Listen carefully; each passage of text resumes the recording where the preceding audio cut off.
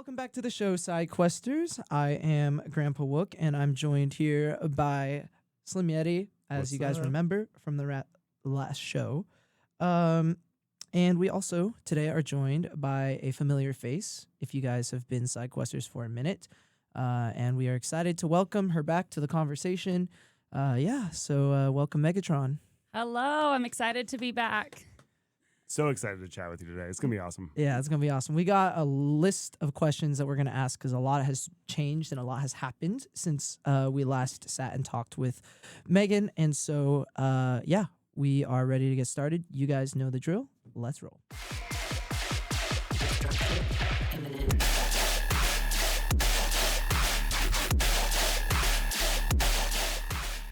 Alrighty, Side Questers, welcome back to the show. And again, welcome and a huge shout out to both Slim Yeti and to Megatron for being here today. We've got two really awesome parts to kind of talk about in the show today. But we also just want to start by talking about what has happened since the last time you've been on the show, Megan. So much. Yeah. I can't even remember what we talked about in that episode. I know we talked a lot about like community and sort of the fan base that I was building, and I was really just starting production just a couple months before that. So it's been a up and down journey to sort of where I've gotten that we'll definitely catch up on. Yeah, I mean, because I just know just over the time since even the podcast has been dormant, like all the things that you've kind of been doing and been working on, it's been really cool. I just remember the biggest thing that had happened was that you played. Was that your first like headline gig? Was at the Blur in the Air, or was that? Yeah, that was my first like headline show. It sold out too, which was crazy, and yeah, just around Valentine's Day, so it was a really special day for me. Yeah, we'll go into that more because the full circle funny part is the next year I got to play in that show, so that was really fun. But yeah, so I guess where I wanted to start was we had talked in the last episode about community, right? What changes have you noticed, in the community as an artist, right? Just like observing, but then also as a raver, right? Like what are some changes that you've seen in the rave scene? I guess that maybe I haven't or that maybe you haven't seen. And I'm just curious because you've kind of been playing so many shows, and so just to get your input. Yeah, I mean, the scene has grown so much. Just thinking about Seattle alone, there's so many more groups of like promoters or just collectives that have started. So it's so much more accessible in a way just to go out to shows.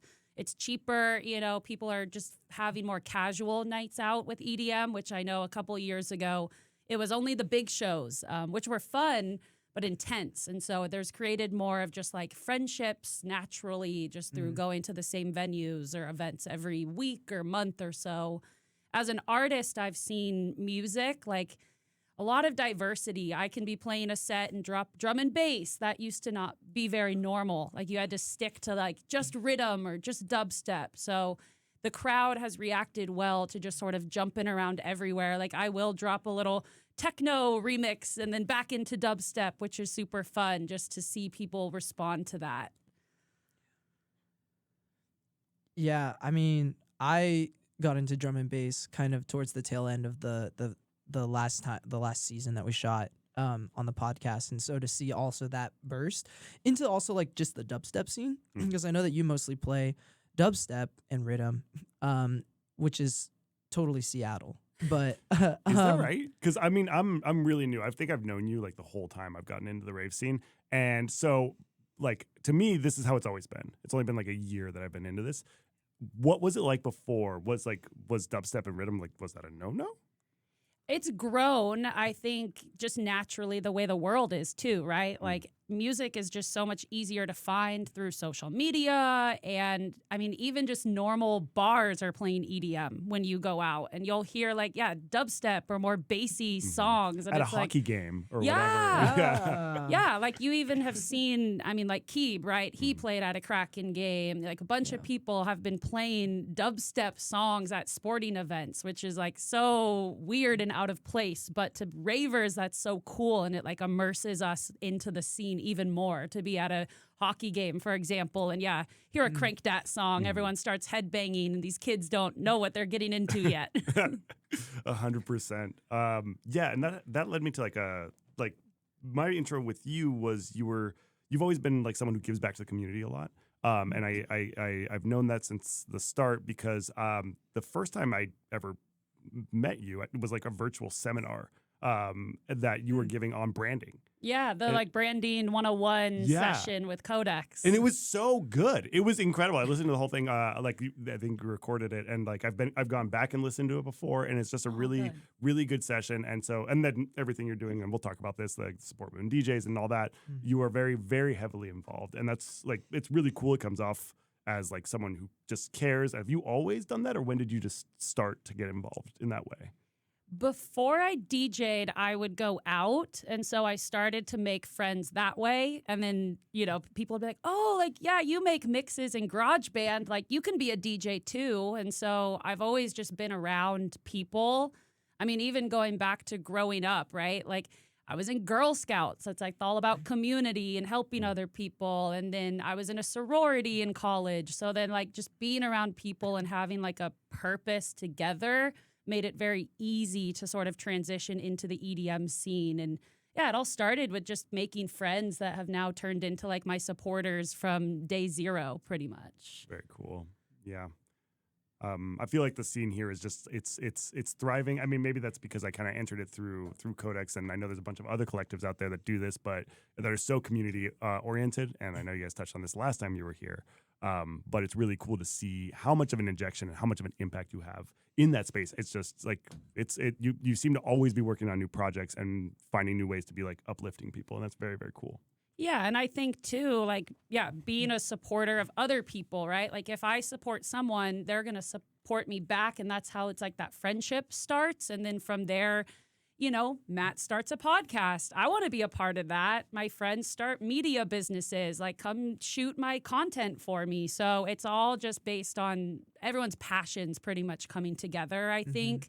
And I like that. I like to work with friends and people I know and just see them be successful too.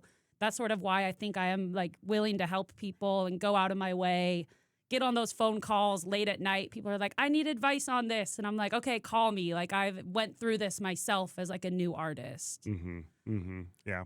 Do you want to just post your phone number so the listeners can anytime, just a hotline to Megatron, 1-800-Megatron. My DMs are open if people ever have questions. No, that's really cool. And you have said that before. I think you described yourself as an open book. And you've always been that for me. Like I've been able to ask you a bunch of questions, especially about social media. That's something that like was so foreign to me when I was starting, still is. And that's somewhere where obviously you have particular experience there, right?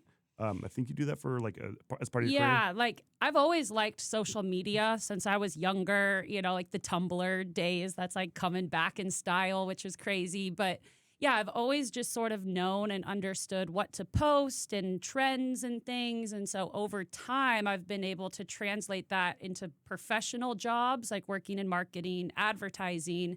So then taking what I've learned from life to work, back to DJing and everything, like that's, I think, where I get a lot of the skills. And then, I want to share it because it's stuff that you wouldn't know day to day.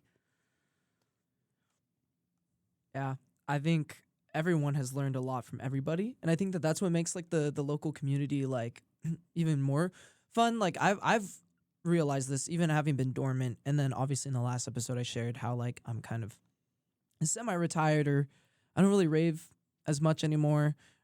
Still love EDM, but it's just the idea of going to a rave just in my head already just sounds exhausting. That's what the local shows are for. It's more casual to just go out for one night, have a drink, maybe not even a drink, just have a soda, listen to music that your friends are playing and go home. Yep. Yes, especially if your friends are playing, or, the more people you know in the crowd, the more you go to, the more people you know, and then you're just seeing friends at that point. It's like, this sounds nice. No, exactly. Like, that's what it feels like to me now, right? Is like, even if I don't go to Thunderdome, or if I don't go to Base Canyon, or I don't go to like Beyond, right? Okay, I don't care because the people on the stage, well, okay, except Beyond at this point, but You do love Beyond Wonderland. I do, but the bigger thing is that I actually do have a friend playing at Beyond this year. Because I was gonna say normally I don't have friends that play these big shows, but now I do. So it's like, oh shoot. But that said, it's like I don't have to go to Thunderdome. I don't have to go to Base Canyon or like Beyond, and because those people are not my friends. Excision's not my friend. And so it's like I would rather go support my friends who are doing a lot for the local community and the local scene, than spend all my money. Like I would rather spend my money and then they get my money than like spend my money and Insomniac gets my money, or an artist that already makes millions of dollars gets my money, even if they're really good and talented. I've seen videos from Thunderdome. I didn't go to Thunderdome this year, but I saw videos and I was like, holy cow, that's insane. And I'm like, for the amount of money I spend, it's like it only feels like it only gets like minusculely better every year. It's not like something crazy it has happened, where I'm like, oh shoot, I missed out. Because I was watching videos, I was like, yeah, the production's really cool, and it's like it's just like a little slightly better variation of last year, and so I don't feel as attached maybe or like FOMO for not going. But if I were to miss like one of Megan's sets, granted, like if I can make it, like if I knew it was an event that I could have gone to and I just like was like I'm not feeling it or I don't, I would probably feel a lot more like FOMO than I would if I missed like Thunderdome. And so like that's why I went to Wubby Things back in to go, and then like Yasu showed up out of nowhere, and I was just like, oh shoot, well now all my homies are here. I've been trying to get out to some of like the Support Women DJs events, but it's just been hard with my school schedule and stuff like that. But it's different when it feels like you're surrounded by friends rather than just like a bunch of random people idolizing someone on a stage. That makes sense. Well, and yeah, like I go to Thunderdome and Base Canyon, all these festivals, but you've seen the scene change, right, a bit at those big shows. Everyone stays to themselves, their group. There's just like issues. And I think, COVID and like so many factors have changed the industry overall. But when you do go to those smaller local shows or, a show with just like one headliner in town, you get to see your friends. Like I'm to a point I can go to any show by myself and I'll walk in and I'll know someone there and be like, oh yeah, I just walked down the road to this show. Like, do you want to hang out with me? And that's what the community, I think, is. And I know a lot of other people, they started going to shows by themselves. Like they really liked the music. Their friends didn't, so they just started going. And that's how I became friends with them, or that's how they found like rave fams and things like that. So that's where the community is cool. When you hear like the stories of, how did you meet? Oh, we met randomly in line for the bathroom here or getting a drink there. And now we go to every show together. Yeah, absolutely. I went to Base Canyon alone a couple of years ago, and my friends here thought I was crazy, but like I don't know anyone who likes like the kind of like heavy dubstep stuff. So I went on my own, and immediately the people sitting up there next to me, like it was a group of like 30 people, all from Mexico, and I was like, yes, absolutely. They just took me right in. We hung out the whole time, and it's great. It's amazing how fast that happens. It's really, really cool. But I definitely. So I think it's starting to rub off on people a little bit. I'm trying to get people to like go to shows alone and realize it's great. I've gone to shows alone my whole life because like my first love was death metal. No one wanted to go to death metal shows with me, so I would go alone and it was fine. But I think for a lot of people it's scary or weird, or I don't know. They kind of judge going. I used to go to shows alone all the time. Like that's really how like Megatron started. We just sort of mentioned is like that's how I would make friends, and that's how I started DJing was through these people I would meet. You want to be a DJ? Like do it. Okay. Like, and then it's just like these strangers have turned into fans that have seen me literally when I was making mixes in GarageBand, like illegally downloading songs and mashing them together until I got a board like 2-3 years later. That's the origin story. I love it. Yeah. Yeah, absolutely. No, that's also like why I restarted the show. I bit the bullet. I went to the White Rabbit group rave, Christmas rave, more the merrier. Like basically solo. I had a friend from where I grew up come out and was like, "Hey, can you take me with you?" But he had his own group that he was gonna meet up with. So I was like, "All right, I'm kind of just like by myself, and that's fine." And then I ran into all the people, and it was like connections I don't know, it's like those wires getting like reconnected that have been disconnected for so long. And then you're getting like replugged back in with everybody, all those connections you've made. You know, I ran into Steve, I ran into Nate, I ran into Bindi, I ran into obviously Josh and Sid were playing. And then I ran into Dee and her partner, and both of them were like, bro, what are you bringing the show back? And we'll get into where we're at in a minute, but part of the reason all of this new stuff has happened is because of those connections I made, because I ran into Dee at the More the Merrier, and they were like, hey, have you considered, let's see if I can help out. And so that's just, again, the beauty of the community, like you finding your friends at Base Canyon, you know, you becoming a DJ because of all the people you meet, me restarting a podcast and remaking all these connections. Like, I think that's so awesome, you know, to have that. And it's awesome that all of our origins kind of start there. It starts at the core of the community. But I don't want to like go too much, because we talked about that in the last episode where we were with you, Megan. And so I know that we also wanted to ask some more specific questions, obviously, about where you've been, what you've been doing, but also just like some of the big things that have happened. Some really, really big things have happened since you were last on the show. I mean, from headlining Plur in the Air, a small show, you know, at the Mountaineering Club in Seattle. That was a packed room, though. Like, that was one of the craziest small shows I think I've ever done. Yeah, I mean, because it sold out. It was a rooftop rave. It was like the first time that concept, I think, had been like considered for a thing. And so a bunch of people came out. It was also Valentine's Day themed, you know. And so, yeah, that was awesome. But now you're playing out of state, or you've played out of state a few times already. So that's kind of cool. But yeah, if you want to just share about kind of the places you've been, even more recently. Yeah, I mean, I've played Dance Festopia a couple times, so I've got to fly out to Kansas and, yeah, like have a full festival experience out there. But most recently, I got to go to Denver, which I'm considering that my first out-of-state show.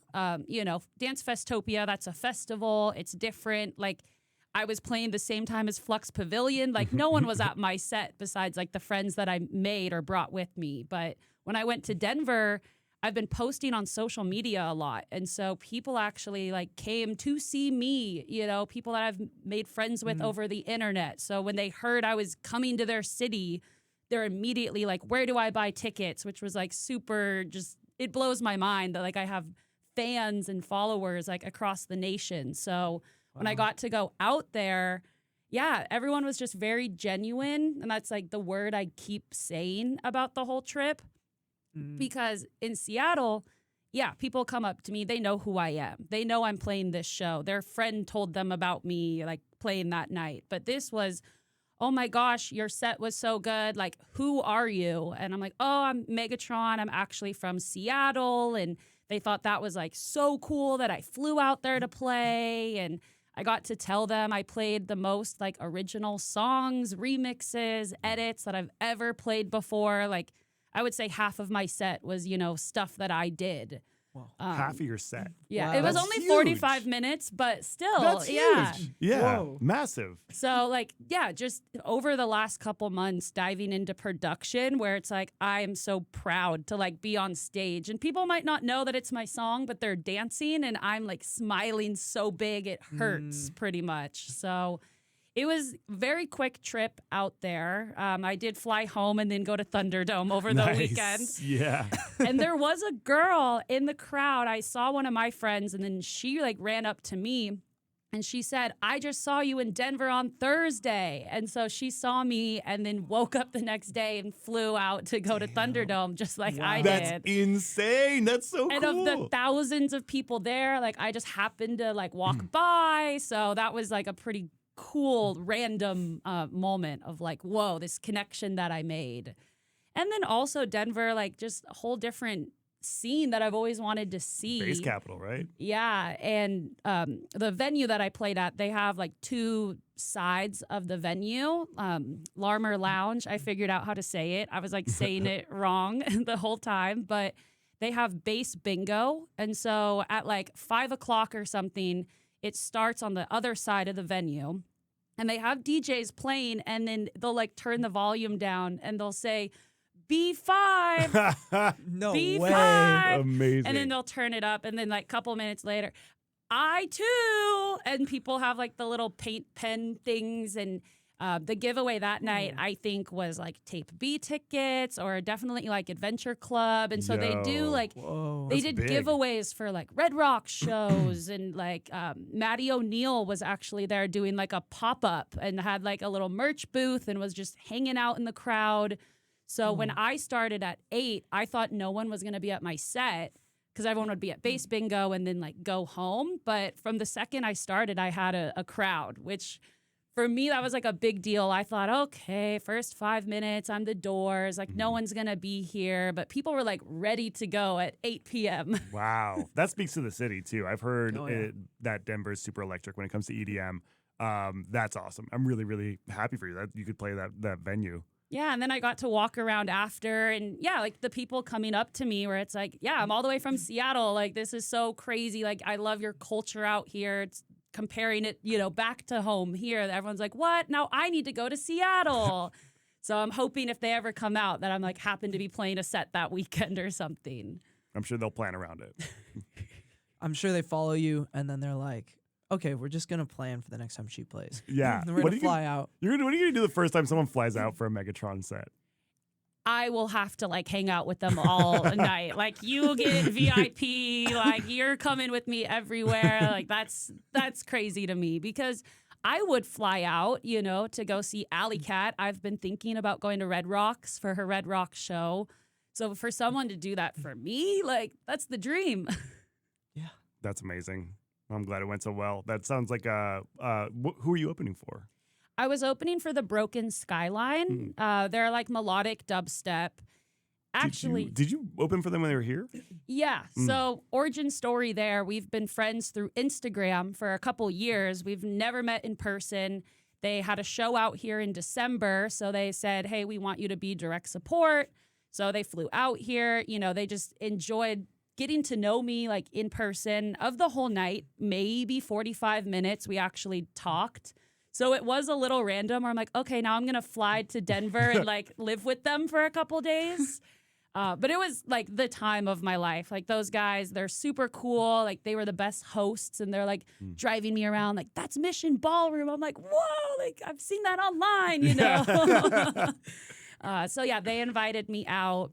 And, obviously I adjusted my set for more of like a melodic dubstep sort of night, but I still was able to mix in my style, my own music, and show like Megatron to Denver and just sort of start to expand the brand. Yeah, because I mean, if you were doing half of your own like creations, is that what you mean by like mixing in melodic? Were you like creating melodic things? No, like I would play like more melodic-y songs. And I mean, an opening set versus a headline set or direct support, right? It's all different vibes for time of the night. And so I had to really think about, okay, I'm going to slow it down and do more of a melodic song that maybe I wouldn't get to play, out here for my regular shows. So it's like I got to play songs that I like to listen to. And I finally got to like sing and dance to it, on stage. Awesome. That's awesome.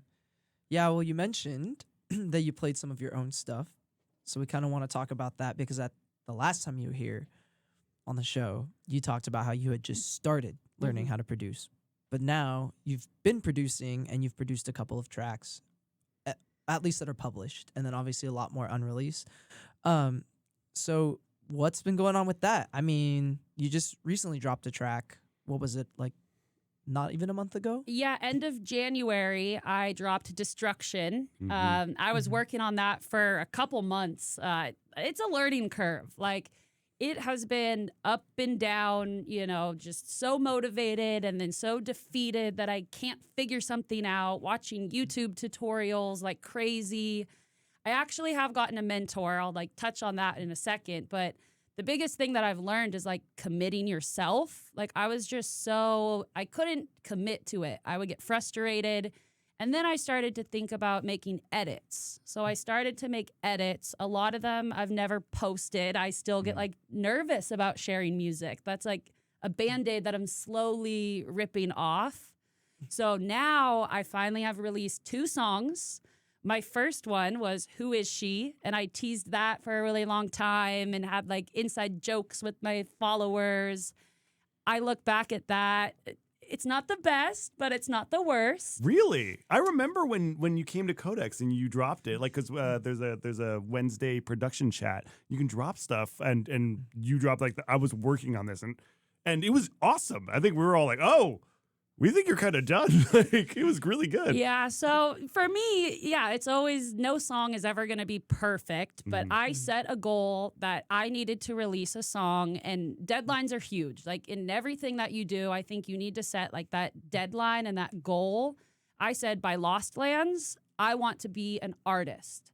So I committed so much time. I was, calling Joe and going over to friends' houses and, doing little lessons with people just to get feedback on the song. And then I finally felt, okay, it's in a good spot. And I was super proud of it. That's the best work I had ever done at that point. But then a couple months later, I'm still trying. And I'm like watching my YouTube tutorials, hitting up my friends for little lessons. But then after Lost Lands, I connected with someone that I've followed for a while. Her name is To Die For. And we just connected over Instagram. We were supposed to meet up at Lost Lands, but it didn't happen. And I just told her, like, as a fan, like, I love your, like, energy, like, the vibe, your fashion, your music, like, social media presence. I want to be you, pretty much, is, like, what I told her. So she said she offers mentorships. And then from there, it was a no-brainer. Then I'm like, yes, please, sign me up. Like, when are you free? So we've been doing that now 2 times a month, pretty much since, like, September. And I bring her songs, and she gives, feedback. But when you think about the first song that I brought her, we tried to work on it, but then I learned so much in those, like, couple months. I started something new, and I brought it, and I said, okay. And it was just called ID3. Before I named it Destruction, I said, ID3 is going to be my next single. Like, we're going to figure it out. Like, this is the one that I want.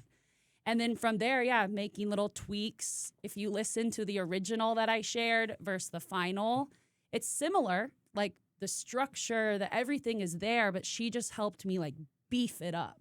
And that's where everyone's like, where did this come from? Because, if you do listen, it's professional, sounding heavy dubstep. And it wasn't easy. It took me pretty much 3 years to figure out how to do that. But now I've, like, my little toolbox, right? I've got all my plugins and everything. So now it's go time. And I love it. That's amazing. That's incredible. Yeah. Well, and like good things take time, right? I've never rushed myself. I've always been my own path, my own journey. And it's hard to compare as other local artists in Seattle. We started DJing at the same time. They're dropping music. I'm like, okay, I think it's my time. Like, we're on the same, like, wavelength here. And so there was a point where I'm like, okay, no more edits. Like, let me just sit down every night and just learn. And so that's when I really started taking it seriously and got this mentor. And then now we talk everything from social media to, how you're planning these campaigns to launch music. So it's just helped sort of push me to that next level. I have noticed that your campaigns, especially with Destruction, like, seemed very professional and very much like what I'd seen, like, large artists do as well. Well, and that comes probably like my marketing, advertising background. And I'm analyzing what other artists are doing. Okay, I want to be like this person. What are they doing? Oh, I should probably do that. And so it's taken a lot of, like, behind the scenes studying, and I'll save a bunch of stuff into folders and then go back and be like, oh, I can make a TikTok like that. Or, oh, how'd they make that sound? And then I'll go into Ableton and try to, like, recreate it. So there's a lot of behind the scenes that's been going on while I've still been playing shows, working a normal life, like, it's been hard work, but it's fun. Like, I've found, like, the joy and, like, the magic of it, and I've fallen in love with, like, the process of learning again, I guess. That is so cool. Yeah, because a lot of people, like, open Ableton for the first time, and it just looks like an airplane, like a cockpit. You're like, whoa. I mean, the first time that I had to upload Serum presets, like, I actually cried. And I turned the laptop off, And then I tried again the next day. That was the right move.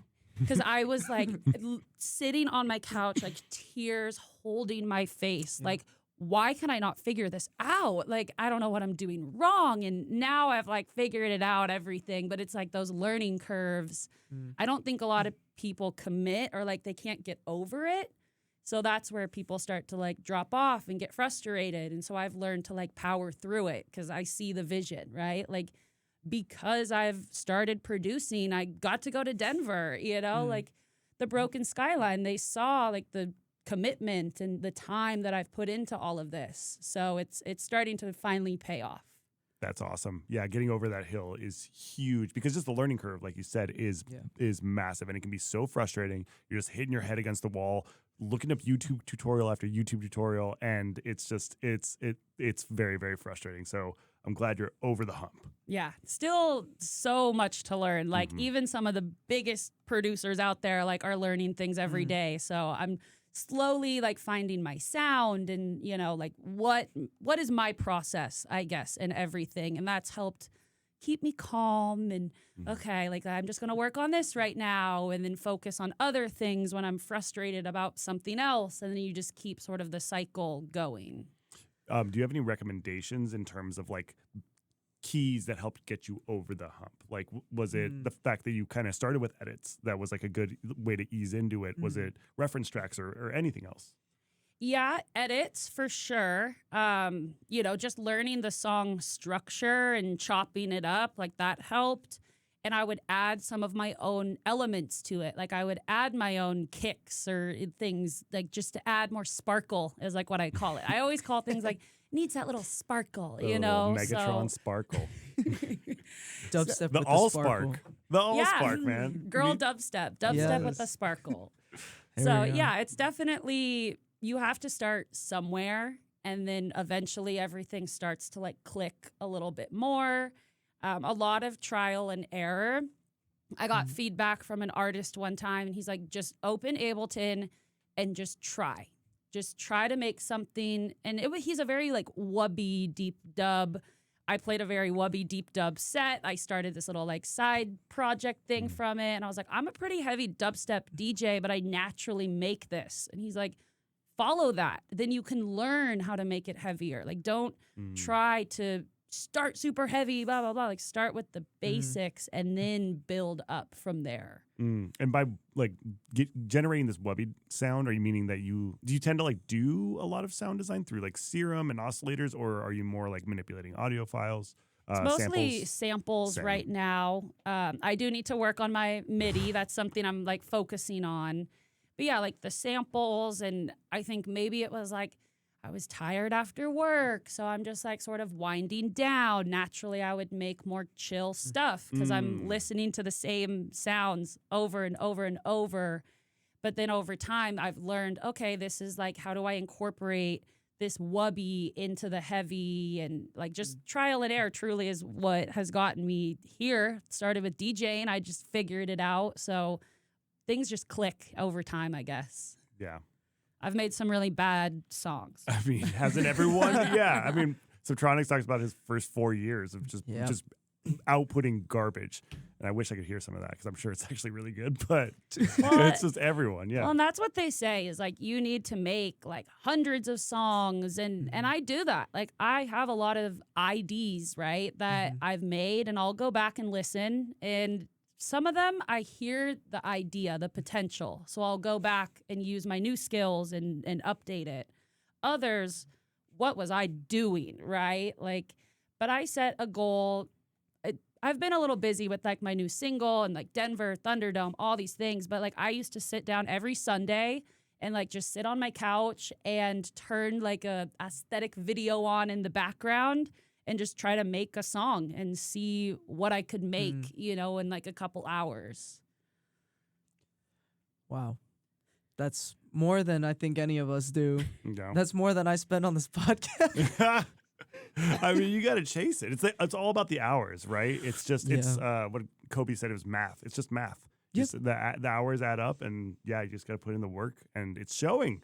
It's awesome. Congratulations, Yeah. 2 huge drops already. Absolutely. Very excited for what's next. Yeah, I mean, and I plan to release my goal is one per month, but I'm obviously not going to like sacrifice the quality just to put things out. But I am trying every single month to focus on one song. And then by the end of the month, right, if it is good enough, like to my standards, right, like then I will plan to release it, or I'll just keep it maybe for an EP one day or something. But again, the deadlines, just to have deadlines and plans. I see that every day when I sit at my desk. Okay, I'm going to release this remix on Friday, and then I need to film my social media content to go with it. And it's just like this cycle that I enjoy. Like, I like the hard work. I don't want to glamorize the grind, but I do love to just come home and continue working. Like, I like my, corporate job. I'm a corporate baddie, but it's different to do something that's like I'm building my own project. And just to see everything from the beginning to where it is today, it's so much has changed just since the last time I was on here. Like, I'm an artist now. Yeah. No, I know it's crazy to see. And I mean, I remember even back then you would talk about how organized you were with planning. Like, these are the days that I work on production. These are the days that I work on my set. I have this day reserved for a show, this day reserved for a show. Book me here, book me there. And I think that is huge. And I think that is also a huge part of your progression as an artist and as a DJ. To go from, I think the last time we had you on the show, you had just hit 1,000 on Instagram. Probably, yeah. Obviously, you are way past that now. I actually didn't check the follower count before today, but I don't know what you're sitting at. I'm at a little over 3,700. Wow. So I hit, after Denver, I got, a good amount of followers. Yeah. And like the reels that I've been posting have like been popping off, like going viral, like 3,000 views. But I've gotten a lot of followers from that. So that's very motivating to see, like, okay, it's not just people from Seattle or my friends. It's random strangers on the internet are like hyping me up and following me for my song. Yeah, that's got to be something special to like influence someone who has no connection to you whatsoever, not even in the same city, like, and just like they just see you, they think you're awesome. Yeah, that's incredible. Yeah. Even on TikTok, I'm stuck in the 300 view jail, that everyone gets stuck in. And I don't always like look at the numbers. Obviously, you do have to. There's a whole method to all this madness, but I'm averaging 300 views and 20 likes. And I feel like every single like cringy dancing video, there's someone new. Like, I was in a meeting for support women DJs, and this girl from LA recognized me from my TikToks, where I'm like, wow, those 300 views, it's not just Seattle and my friends, it's LA. I mean, down to Florida, New York, like Ohio. Like, I have all these people across the nation that it is reaching. So it's working. Like, social media does work. I mean, it's doing what it was built to do. It's built to keep people connected, to build communities. Obviously, there's a lot of other noise on social media that it just doesn't do that. But the premise of social media has always been that, right? Well, social media is social, and that's how you should be using it. And that's what I tell other artists, or, when I tell my friends, I'm like, all you need to do is just like my TikTok. I know you don't listen to EDM, but can you please like it? Because it gets shot out to the algorithm, and then someone else will engage with it, and I make a new friend, So, yeah, for me, like, social media is meant to be social, and I just try to like drive that into everyone. Like, engage, and if you like a video, comment on it. Yeah, and you also have like a different social like parameter that I think a lot of people don't, which is that you have like online friends, or at least that's how you described it, right? Yeah. Like, what is that like? Just like cold reaching out, just like, hey, I love that video, or like in a DM or something? Like TikTok again, usually. Like, TikTok is like considered a discovery platform. So a lot of the things that you're seeing, it's not people that you know.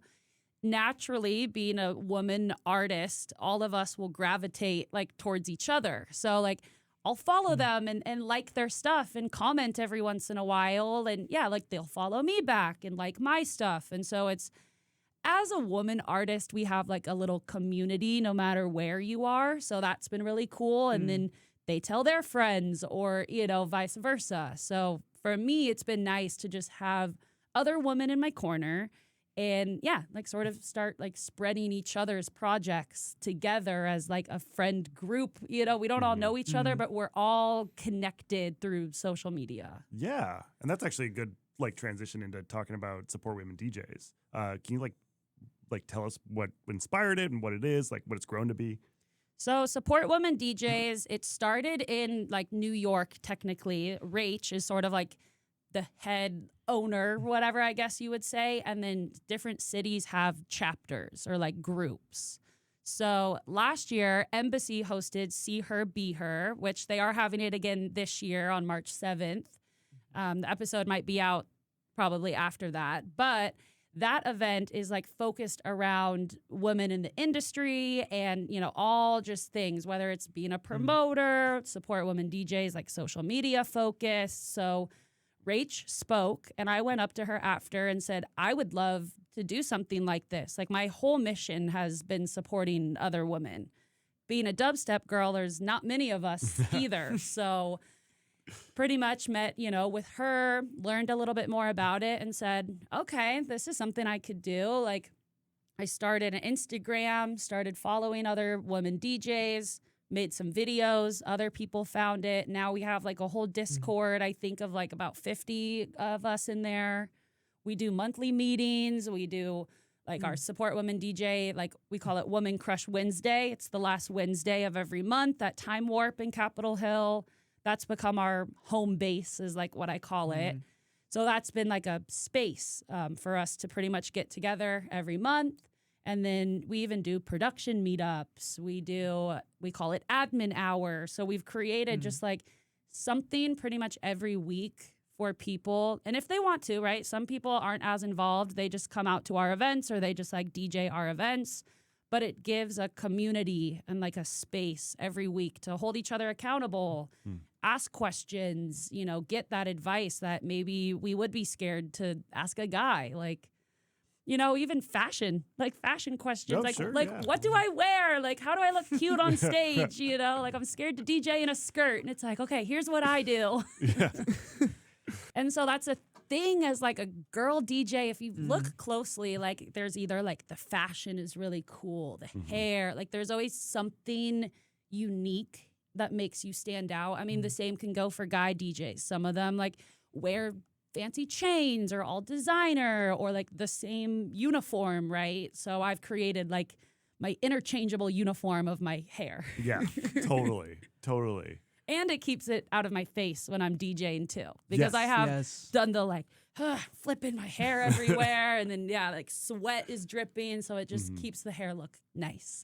And do you DJ with headphones? Because as a long-haired person, like I also, I just struggle with it. It's a pain. No. I mean, I do sometimes if like I have to. But usually the venues that I play, they have good booth like speakers. And I practice like a lot of my sets, right? It's pretty like pre-planned out to create this experience, right, for the listener. So I usually know what's coming. I've practiced it enough. Sometimes I do have to put it on. And you have to adjust your hair. And then if you put them down like around your neck, it's like you can't just slide them up again. Yeah. So I use them during desperate times. If you ever see me putting them on, it's probably because I don't know what's happening next. So I'm like, oh, I got to like figure this out and have it directly in my eardrum. Yeah, that's where I'm at. I'm like, and even then I just do the shoulder to the ear. And because putting it on and off is just I was going to say you could do like the old school 90s, like the Oh yeah, that's all I'm doing. I'm just bringing it back. Yeah. Just bring back the whole like hip hop DJ vibe. Yeah. When people say DJ, that's what they think of, right? Especially older people. They're like, oh, like you're up there, like, you know, like, no, that's not what it's like. Yeah.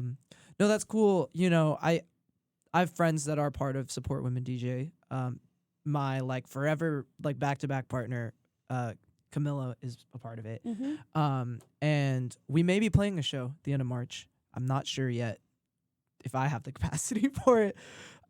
But so like she's kind of told me a little bit about it and like the fun that she's had being involved with it.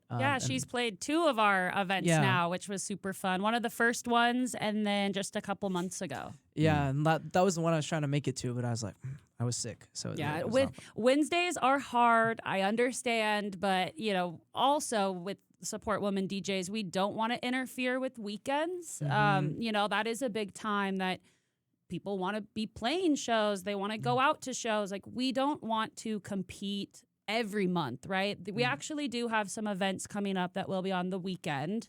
I can't announce them yet, but one of them I got confirmation. It'll be a group of collectives actually doing like a fundraiser charity type event.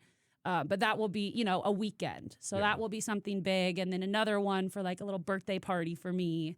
But we stick to Wednesdays with the Woman Crush Wednesday theme just to give smaller artists like a more casual opportunity rather than like, okay, your first set is at like a bar or a nightclub. Like, that's terrifying. Like, that was my first set and I was like trembling the whole time. Yeah. So it's a casual, like, I call it like, midweek little pick me up, and it's just a good way to hang out, listen to music and meet people. Yeah, I mean, it's such an awesome opportunity, especially, and we're about to take a break, but we can talk definitely way more in depth about this as we come back. But something that's been on my heart, and I know that I'd mentioned it in the last episode we shot with Ground Score, and we talked about how I want even this podcast to start to become a space where women, one, feel safe to share, and also where they are empowered to share. I remember thinking back, like reflecting back to when the podcast first started, it was a bunch of guys just talking. And like the rave scene, EDM scene, if you think about it, it is still a very male dominated scene and space. All the artists like you can think of that are the biggest artists besides maybe like Rez, right? Alley Cat. And Alley Cat. Yeah, right. But even Alley Cat, it took her a while to grow to the point she was. And at that time, I think the only woman that was massive, like competing with all the other like men, was Rez, Yeah, when I first got into like EDM, Rez and Alice in Wonderland. I forgot about Alice in Wonderland, yeah. That was actually Paradiso 2016. We're going way back, okay? That was my first festival, second rave ever, like freshly 18, and I was with a group of guys, and we walked by, and Alice in Wonderland got on the mic.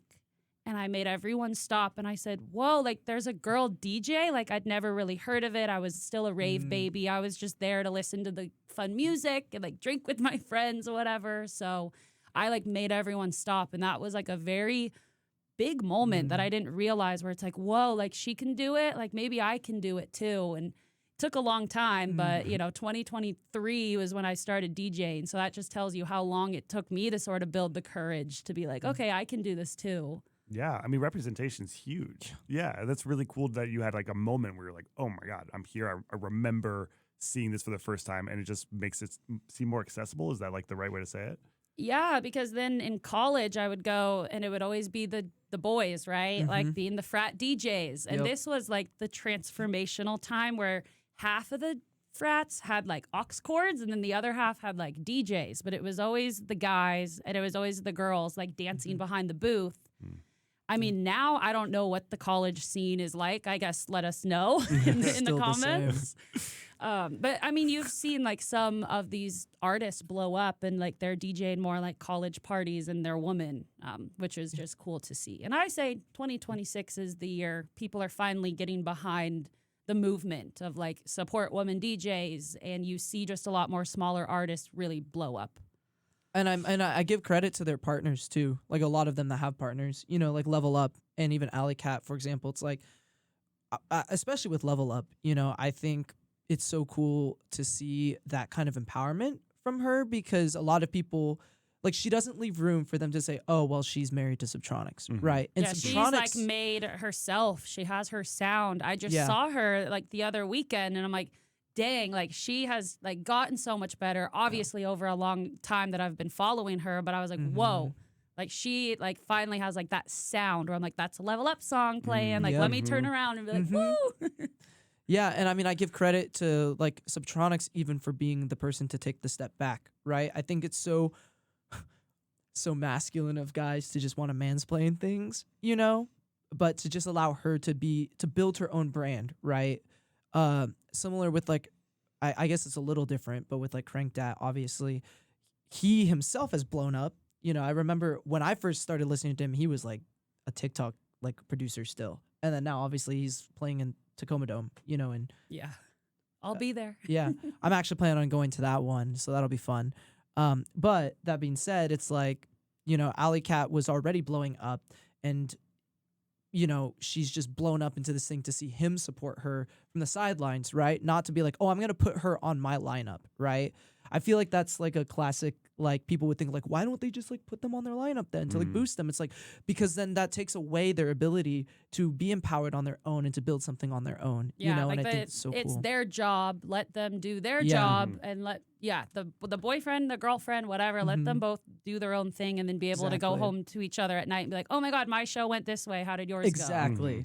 No, that's what I love, you know. And then she's on tour with you know, she's on tour, and you know, I'll see like the little story posts that they like make, and I'm just like, dude, like that's what it means to be supportive, and not like just boosting someone because I take issue as a person of color even when like white people do the same to us, where they feel like they have to step in place for us, and it's like no, we can stand, we can be on our, we can speak for ourselves, you know.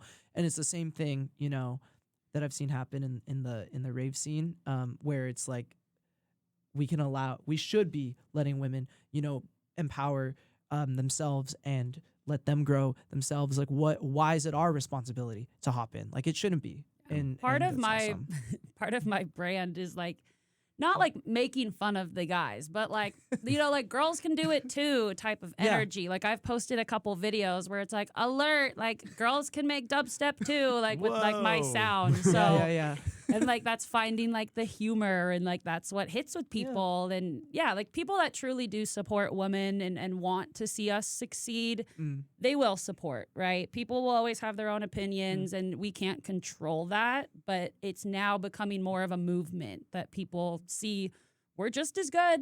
I mean, if these skateboarders, whatever, if they can make, you know, dubstep, like who said like a girl can't? Like we're just as smart, maybe even smarter, not to be biased, but I agree with that. girls know how to add the sparkle, back to the sparkle. You know, and like we know how to perform and be that presence, you know, to just engage with the crowd. And I think that's why a lot of these woman artists have such like not cult, but like strong fan bases because we connect with our followers. Absolutely. Well, I think this is a good spot to take a break. Again, just huge shout out to everything that you've been doing and all the progress that you've been making since the last time you were on the show. And it's been so cool to see as someone who has been like seeing it all happen. Yeah, you've been there like since day one pretty much. I know. You know, we met. It's crazy. I've supported you starting this podcast. I wanted you to bring it back. So it's such like a full circle moment that we're back here again. I know. And I was thinking too, I was just like, who's the second guest I want to have? I was like, without a question, I know who I want it to be. I was like, without a question. And so that's kind of why we're here. That's where we're at. But yeah, we're gonna take a quick break, and we'll come right back, and we'll drop some more heat for y'all. So stay tuned for some announcements. I got a really special announcement coming for the break about this whole space and what we're up to.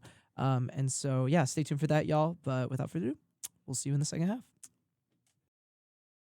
Alrighty, side questers, Grandpa Wook here, and I just wanted to talk about something that we kind of teased in the first episode, and obviously you can tell that the audio quality is way better, that we're in a different location, and that this amazing opportunity has arisen, and it's kind of been in the works for a while, but we finally get the chance to actually do it. And so I just wanted to give a huge shout out to C89.5 Radio.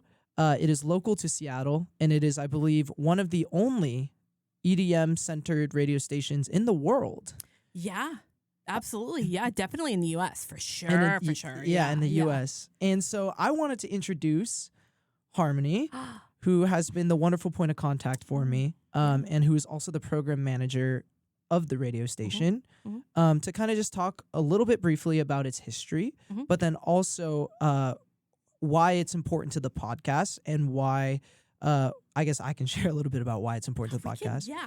But just like, yeah, I'm just really grateful to be able to have this space and to be able to shoot and kind of like work with the radio. And so just going to give you the floor. Yeah, thank you so much. No, I appreciate you guys coming in and shooting an episode here. I think it's super cool. We have the space, and podcasting is radio. it's talk radio, Mhm. in a sense, right? So I definitely think it's like not even like the next pioneer or frontier, I should say. But it's like it's supplemental, right? Like, and I love what you guys are doing too, because you're like shining a light on us, the scene that we're part of. And, you know, bringing in amazing people like Megatron and you know, people that deserve the spotlight in a way that we can do on the radio, but we can't go like as in depth because we are not a talk radio station, which is okay. We don't want to be. That's a whole. I've been there. I've worked that. Don't want to do that. No, thank you. But it's a cool it's like a supplemental reading or something, you know, to like learning about dance music in Seattle. I feel like it's C89.5.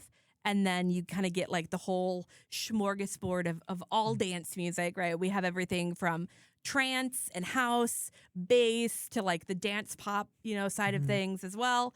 And then you can kind of dive deeper with something like the SideQuest podcast. So I think it's like all working together. And that's how I feel about Seattle in general. You know, it's like we might all like different genres or be, you know, older than some of the people in this room maybe, but like we're all in this together and we all love the same kind of music. So that's why I open the doors and I'm like, please come and use our space. You know, like, please, I want you in here because you guys are part of the same community that we're serving. So that's kind of how I feel.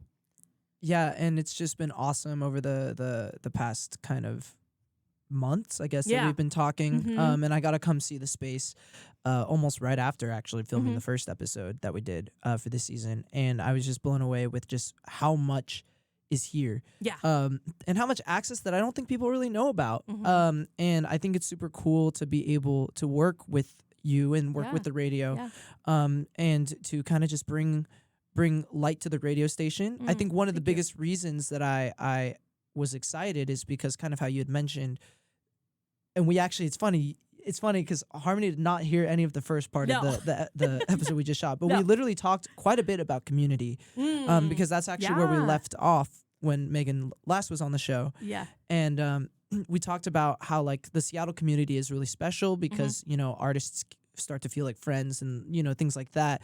But it's just like, that's why this radio station is so cool because not only is it one of the only or the only EDM radio station, dance music station in the US, but it's local. Yeah. And it's in Seattle. Yeah.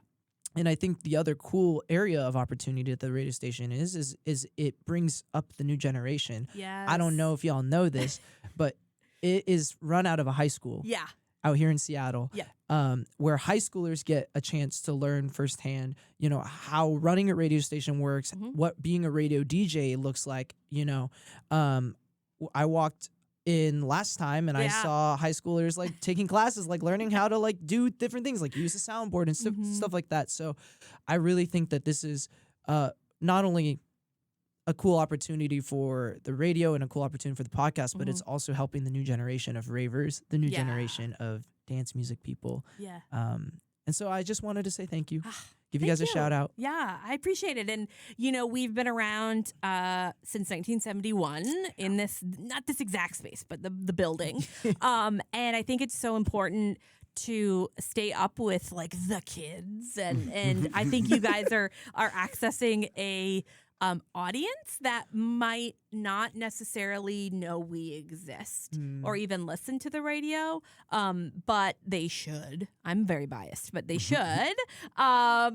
So, you know, once you find out about it, it's like, oh my gosh, like this is a thing. Like, you know, AJ, you said that too. Like, I heard Low Keyed in the house, and then I'm like listening now. And so I appreciate it just from my end of trying to you know, get more ears and eyeballs and knowledge and, you know, maybe a few donations somewhere in there. We can get to that in a minute. But, you know, just people knowing that we exist is so huge because a lot of people don't know we're here, despite the fact that we've been on the air since 1971. I was talking earlier with you, like we've been playing dance or dance adjacent stuff almost from the beginning. So since like the early 80s with like new wave stuff, and which then became, you know, dance music today and was part of that disco. And so like to stay relevant, especially when you're doing radio, it's like that's a thing, right? And I think podcasts is, like I said, like a supplemental thing to keep that going. So it's like a little selfish on my end too, because I'm like the cool the bass kids are gonna listen to this, and then they'll be like, radio. Okay, Yeah. we have an app. You can listen on the app. Also, we are non-commercial, so you're not gonna hear like 20 minutes of commercials every hour. Like we literally play 57 minutes of music. And when we do stop, it's for less than 2 minutes at a time. And it is all for like community supported stuff. So it's quick. And all of our students actually record our underwriting credits legally, not commercials. They are different. We can talk about that on a different thing. But similar to like what you hear on like an NPR station, right? It's kind of in, out. It's just quick. It's not like I'm selling you a car. It's we're doing a thing. There's specific words, and then we're getting back to the music. We'll play an uninterrupted mix. Literally it will go for a full 58 minutes in most of our evening shows, which do everything from house to bass to trance to just kind of fun like pop remixes. That stuff will go nonstop, which is what people want. Like when you're out at a set, you want to hear it. You don't want to hear commercials. Yeah. Or like the weird Obviously. Spotify DJ showing up. Oh. Hate that guy. Hate that guy. The AI. I have such a next. beef with him. That's it. Oh my God. That guy's trying for my job. I'm not. Or when Golly, they try to bro. Your DJ. job's Thank you. I think so. I hope so. But the DJ function too, like the mixing. Oh, in and out. No one wants that. You know what I mean? Like nobody wants that. I'm a very biased. Well, you guys got that handled over here. Yeah, we got it. You guys like got it. So so I appreciate that we could just use another avenue of like, hey, we exist. We are, I think it's like 94% supported by our community. So that's a big thing as well. c895.org/donate. Link in bio. And It will be. That's important too. But we can be here because of community. Literally people donate every month. That's huge. It's crazy. That blows my mind. It's massive, and you guys' facilities are amazing. Yeah, I do have to give a shout out to Seattle Public Schools for the space. We fill it all the radio sort of stuff here. We've fundraised for, and our community has stepped up in that way. But we are here so kids can come in and learn radio, which is what I did, 20 plus years ago. So I wouldn't be here right now if it wasn't for this station. So yeah. I think, it is important to shout out like that this is community funded and how the community can help, because even if you're someone listening to the podcast, right, this podcast and the potential it has moving forward and working with C895 would not be possible if C895 didn't exist. And the only way it exists is through community funding, crowdfunding, and or at least 94%. Give or take. But I love that you said crowdfunding, because that's like the cool way That's to the cool say kids it. term. I love That's the that. cool cats And term, a lot of people don't realize that we are like a publicly funded station, because we don't sound like an NPR or even, like a KEXP or a KNKX. They have a little bit of a different feel. And we go, I don't want to say we sound commercial, but we do sound like we have a high kind of production value to the way we sound. And then all of a sudden we'll stop and do like fund drives. And it's like, what? Yeah. So I appreciate like using different terms. I think is important to be like, yeah, we are like crowdfunded, we are community funded, we are, using those different terms is great. I might steal that. That's for all. Grandpa Wook, That's for all the Gen Zs. I love it. And Thank for you. this new like Gen Alpha generation, it's like, hey, yo, drop those bits in the chat. I don't even know. What he drop just those said. bits. No idea. Yeah. Give us 100 gifted subs. I got y'all. We're gonna I'll need you maximize. later. We're gonna maximize the funding that we're gonna get from this little No, bit. I love that, and that's like what all like public media has to do now, because the Corporation for Public Broadcasting is no more, R.I.P. And that affected not only like the PBS and the NPR, but C89. We lost $175,000 out of our yearly budget. But also like the KEXPs and the KUWs. And, there's so many great stations around the country. There's a station down in LA that I'm totally spacing out on. That's a public station that plays dance music. They have a couple shows that do great. Silva is the DJ, but they lost money too. So it's like we do have to step up if you appreciate stations like this and opportunities like, what you get from public media, like do the things in the chat subs. Drop the bits in the chat. Do that for your station of choice for sure. Yeah. Yeah, absolutely. And so, yeah, for the local Seattle scene, for all the side questers listening, this is going to be something that a cool collaboration, Yeah. but it really is meant for us to just continue to foster this community that we've built that supports the podcast, that supports the radio station, that supports Megan Yeah. at her shows, that supports every guest that we'll ever have on this show moving forward. And before we kind of move into the second part, I just wanted to kind of shout out how someone just performed at the halftime show of the Super Bowl. I was gonna say that earlier. And, I'm no Bad Bunny, but trying. Yeah, but Bad Bunny had a special guest, yeah. and that special guest was once a special guest Oh, that special guest. Yes. for this radio station. That's true. Yeah. Yeah. So I'm also the halftime performer though on the Side Quest pod. Yeah, So that's yeah, why I yeah, said- yeah. yeah. Okay. Yeah. Okay. I just want to make sure everyone got that. we got that. Okay. We got that. Yeah. So very cool. We were the first radio station in the United States to play Lady Gaga. She's up there. She actually gave us that when she came. So she performed in our high school auditorium. What? Yeah, in 2008. It was actually like 2 days before my 18th birthday, which is just like it's crazy. August of 2008. There's really horrible YouTube videos, and they're like tilted funny because like we didn't know how to like do stuff back then. But there's proof it happened. So yeah, and here's some little side lore. So she came in and her dressing room was the band room, which I love. And she played on the grand piano in there, like serenade. I was not in there. Dude. I was so mad. I'm a huge Lady Gaga fan. Like I love her so much. I did get to see that. I did get to interview her though before Barbara Walters. I Whoa. got that. Who? I have no proof of the audio got deleted. What? Yeah. I have a photo though. I have a photo of Baby Harmony and Baby Gaga. But we actually played a version of Just Dance that was the wrong version. It actually had Akon in the rap, not the dude that's in it now. Oh, It had Akon in it.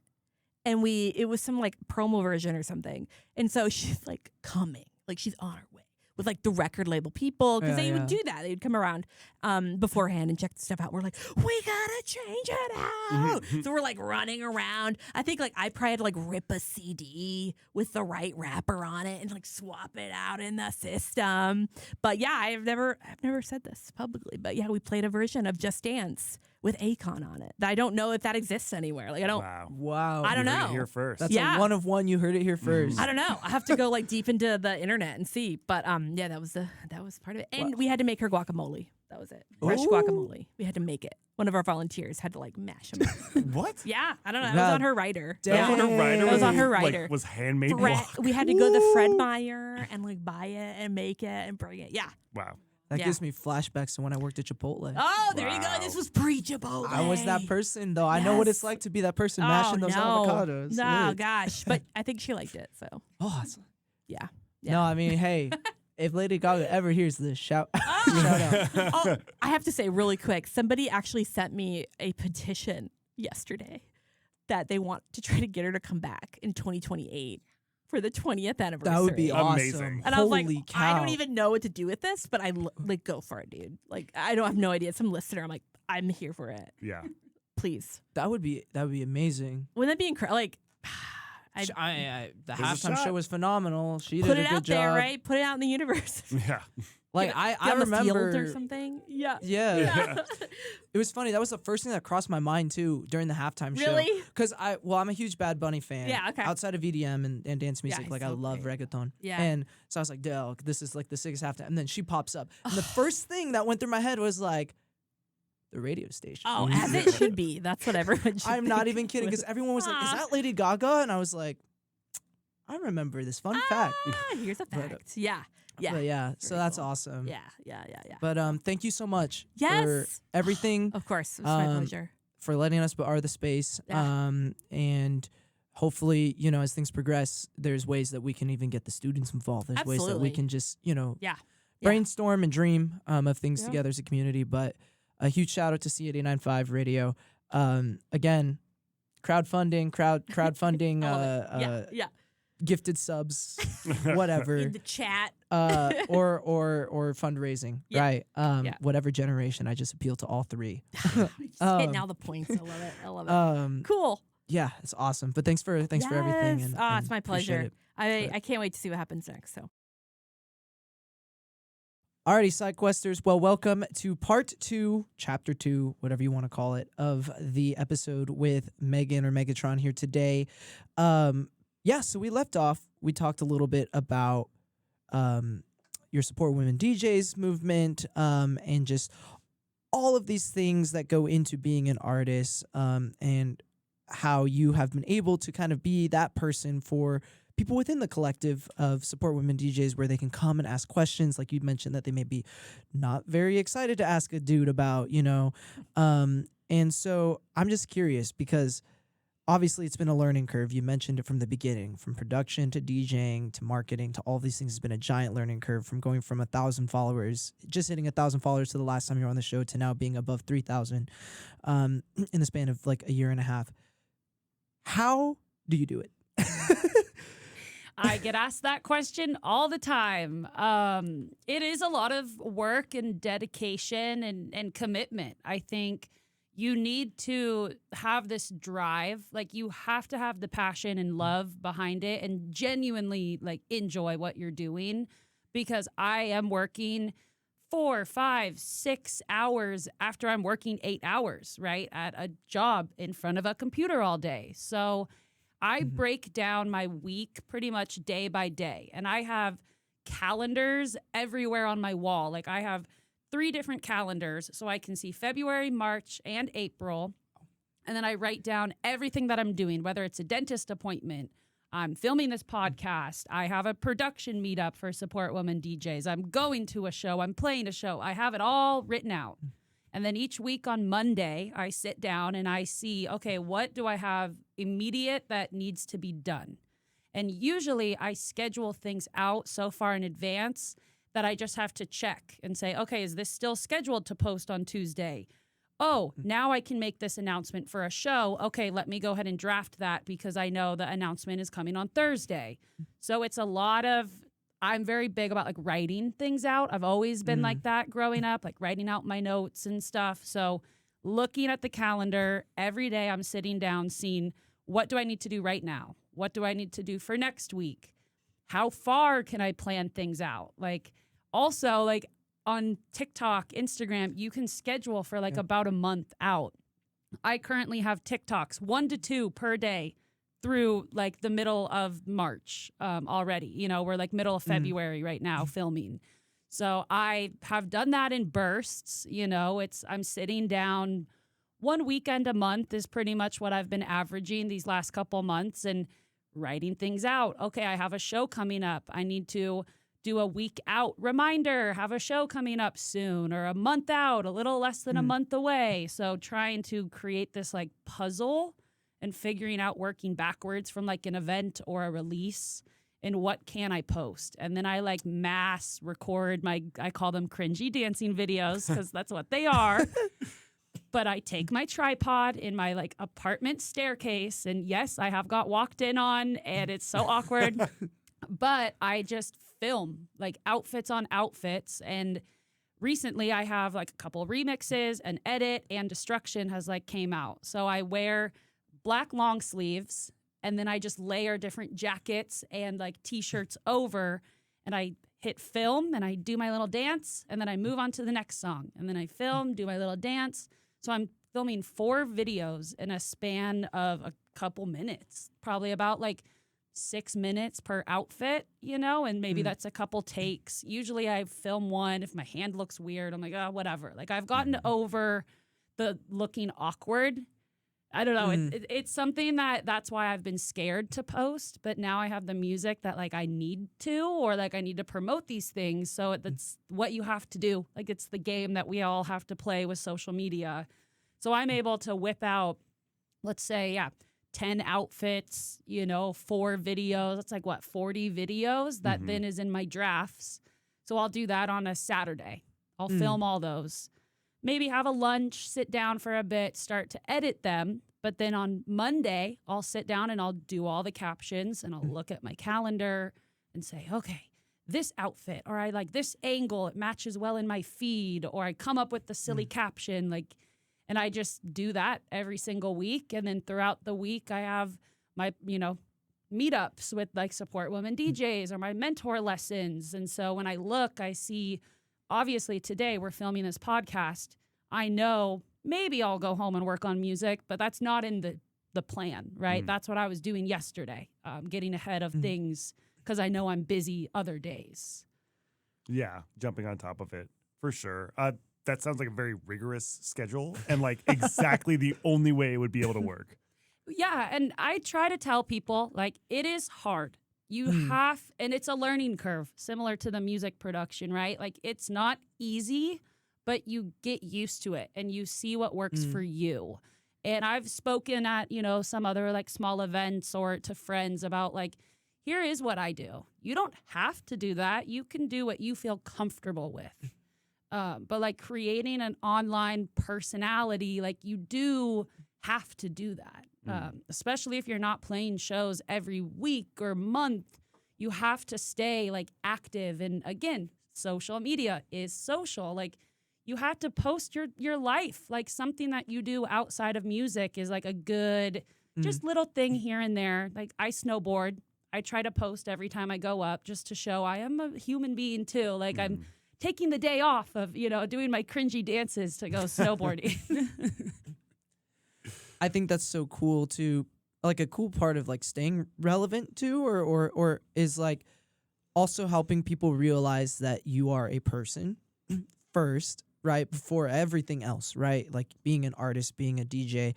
That was something that I had to balance when I was like doing my little like influencer era that I don't do anymore. But but the whole brand that I created, the Grandpa Wook brand,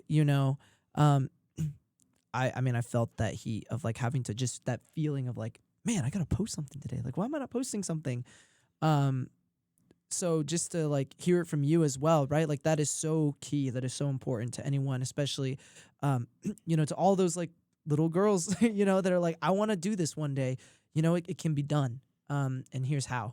I think that that's super cool. I wish I had someone telling me these things when I decided to do the podcast, right? Decided to do all these things because I didn't know how to do those things. And, you've been that person for so many people and you're going to continue to be that person for so many people. And I think that that's really cool. Yeah, and I think my background too, right? Like back to the advertising, marketing, like I have learned what it takes. And like a fun stat for you guys is like a brand on average, whether it's chapstick or Nike or, all these things, on average, you should be seeing an ad 3 times a week from a brand. And that is how over time you start to remember it. And then you will go for one brand like over another. It's called brand awareness. Wow. And so 3 times a week? So on average, yeah, like I should be posting at least 3 times a week. So you're seeing my name. Oh. That's how you would relate it here. And I tell people, listen, if you don't want to post on your feed every day or come up with all this, post a meme on your story. It's not that hard. I know you're scrolling through and you see something funny, like just post it. I get good engagement, and that's how I've like made friends with my followers is they like reply back like, that's so funny. And I'm like, oh my gosh, you get it. Like little things that's how you connect with people and stay relevant, and just like your name needs to be remembered. I could probably take 6 months off of playing shows, releasing music, but people would still know who I am because of me just posting that maybe I'm taking a break from music, but I'm traveling Europe, right? I still want to share that with the world. And so it's just trying to find things to share, keep you active, and then it's easier to post the awkward, promo stuff. Yeah. Yeah. How do you find a balance, or is this even a thing, like spamming people? Yeah, I've heard of like people being like, oh yeah, that guy just posts all the time. He just spams my whatever. How do you find that balance? I agree. Sometimes it can be spammy, the way that some people post, but usually what it is, yeah, you have to post. Like you don't know who's seeing it, all that. So I try to create like variety. If you go to like my TikTok feed, for example, I have the dancing videos. I even have just like videos of, you know, me on stage that I put my song over, then I put a random caption. And that took 5 minutes pretty much for me to do. And those are some of like my best performing ones. So creating variation, it feels more natural, where it's just like, oh, okay, now she's posting this today. Oh, day 5 of trying to find her audience, you know, but it's different things. And then that's how people figure out like, oh, this is what they like. Okay, this is what I'm going to dive into more. Yeah, that makes a lot of sense. So keeping it like consistent but variable, like a variety. Like if it's too spammy, then it's just the same thing every single day. And I get it. You do have to do that. I do post every day, but I'm posting different things. And then I'm figuring out, oh, that caption maybe didn't work as good. But me making a funny joke with my song over it did better. So that's what people wanted. It doesn't feel as like advertisey, you know, it's more just like natural content. Yeah. Interesting. I guess I have a question that I've thought about too recently. And obviously we're in the era of trends, right? So like I think I've seen a lot of trends of, for example, there's the one trend that says like, at some point someone is going to ask you to do something. It is important that you say yes. Like there's that trend. There's like a bunch of other trends, right? Apparently my race is trending, which I'm not happy about. But Your race is trending?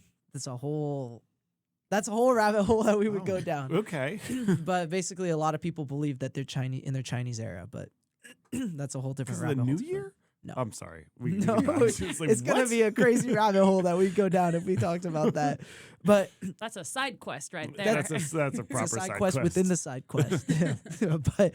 but what do you so like how important do you think, right, trends are as well, or play into like staying relevant or branding? Because some people think like, oh, they want to be different, right? They want to be a trend setter, not a trend follower, right? But how important do you actually think that trend following or being a part of a trend is to marketing yourself or your brand?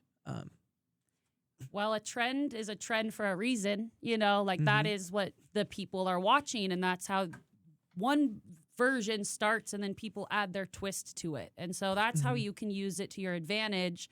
I could see something that's popular in like the race car or motocross world, and then I could turn that trend into something more like EDM focused. So like that's how you can find or like manipulate those trends. But it's also like that awareness of like people are watching those videos. So I should make a video like that. I mean, I posted something and it's a caption, all DJs, Lucy's done it, all these like random small DJs, and it's promoter quote, like, don't go too hard, you're just the opener. And then it's like me dropping my single and like a crazy crowd. It's like me at 10 p.m.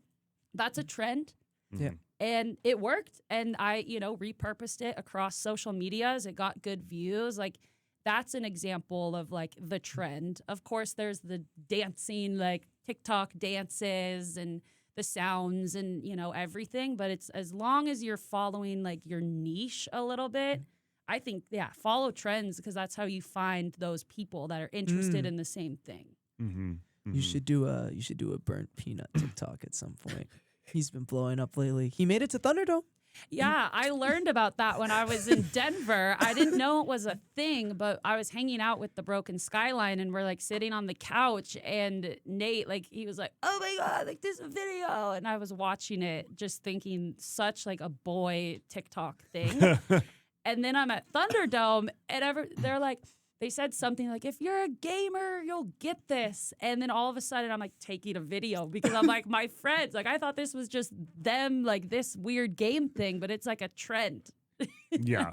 I play that weird game. I play Arc Raiders. And so when I saw Kaiwachi use the burnt peanut in his visuals, I was like, there's no way. Because he's a very, very funny streamer. Like he's hilarious. And so to just... that was like, well, this is a trend now. Like, how the hell do you combine the gaming world and now the whole gaming world knows about Thunderdome, you know, or knows about Kaiwachi's shows with Excision, you know? So it's like, you know, and even the Burnt Peanut himself gave Kaiwachi a shout out to his whole audience. Yeah, you know? it connects connects different worlds, which is cool, right? Like, yeah, there could be something that started in the gaming world has made it to EDM now. That's bringing gamers that maybe haven't heard of EDM. Like, oh, I might like this. Like, that's funny. It makes connections. Mm-hmm. Yeah, my joke is it brings the people who don't know how to touch grass and it forces them to touch grass Oh, yeah. because they leave their gamer chairs for the dance floor. As a gamer, but yeah, well, that's awesome to hear, like how organized you are because I'm not organized at all.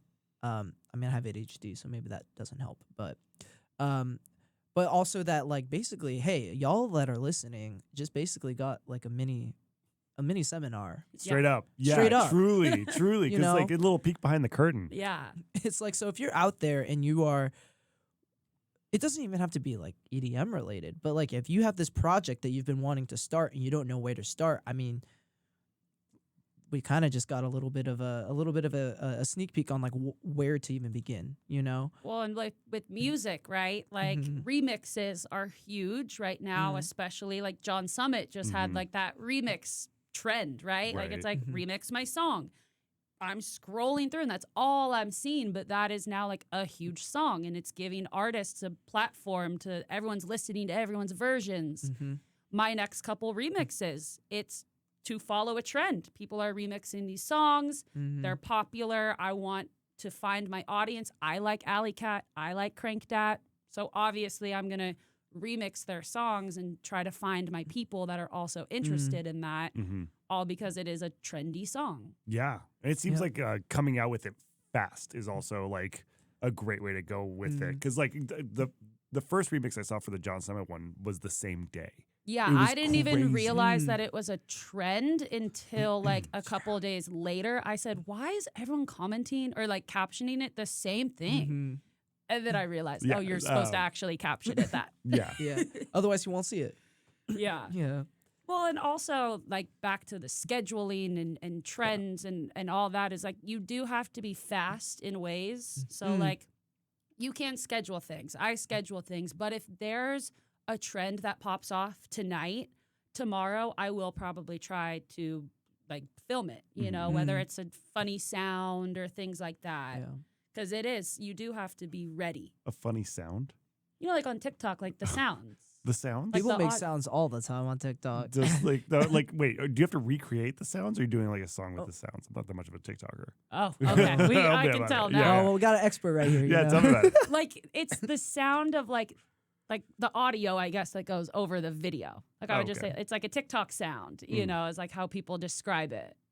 Okay. Where Yeah. it's like people do like the talking over where they're like they're Oh, mouthing oh. what someone else is saying. Yeah. Like I call that a TikTok sound. Like it's just a Gotcha. popular TikTok sound. What did we use? Did we call it what vocals like a Voiceover? vocal stim? Vocal stimming? You know like Yeah, like that's back like- in the day of Vine where we had all these Oh like my vocal God. stims Yeah. that would just say like the like damn Daniel, like all these stupid things. Back at Yeah. it again. Then they took off because they were funny sounds and people would just keep making videos with those sounds. Gotcha. Yeah. I see what you're saying now. I see what you're saying. So when those come out, you're able to like pivot really quickly, come out with something new, and then just go with it. Yeah, you have to stay up to date about Mhm. things. I think that is like you have to be online. And you don't have to be online 24/7. I know people are trying to cut back, but you have to be strategic in the way that you're doom scrolling, I guess.